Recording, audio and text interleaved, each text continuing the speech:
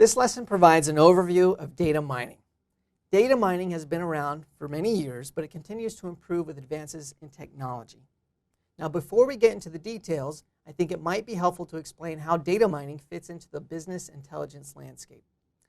Business intelligence is the process of transforming data into actionable information in order to make better decisions and optimize our performance. Data analytics is a subset of business intelligence. Data analytics can be exploratory, descriptive, or predictive, but ultimately it's about coming up with hypotheses and insight about our data so that we can take actions to add value to our company. Data mining is a subset of data analytics. It's a little more basic. It's a little lower on the food chain. Data mining is concerned with making our data more useful. It's about knowledge discovery or finding patterns and trends in our data. And these trends will eventually lead up the food chain to insight and action. Data mining involves manipulating and extracting information from databases. Structured query language, or SQL, is the standard programming language used to communicate with databases. SQL can be used to perform various functions with databases such as manipulating data, defining data, and accessing data. Now, one of the most common uses of data mining is pattern recognition. You've probably already seen this in action.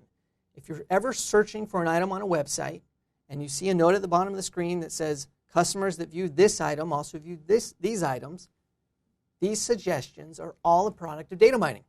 Now, I found these recommendations helpful, but they're even more helpful to vendors. They're able to increase sales by showing the items that I'm likely to purchase. You also see the results of data mining when you receive targeted advertisements through the mail or on your web browsers. Companies have been very good about recognizing patterns between the type of people that buy certain types of products.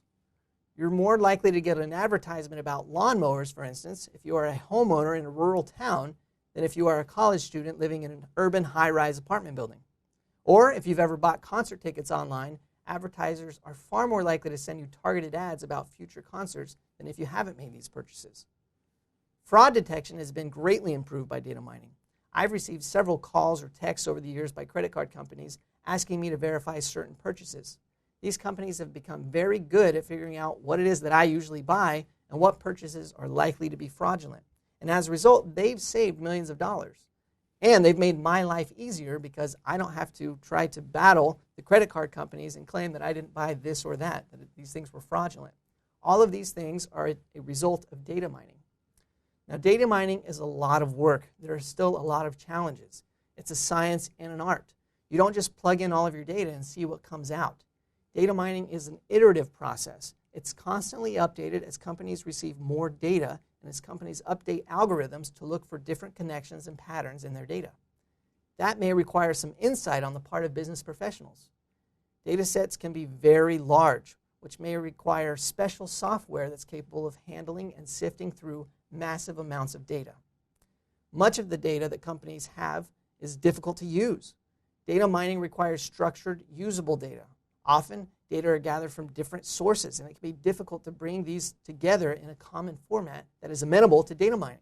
Also, the data we gather may be from a biased source. For instance, think about customer satisfaction surveys.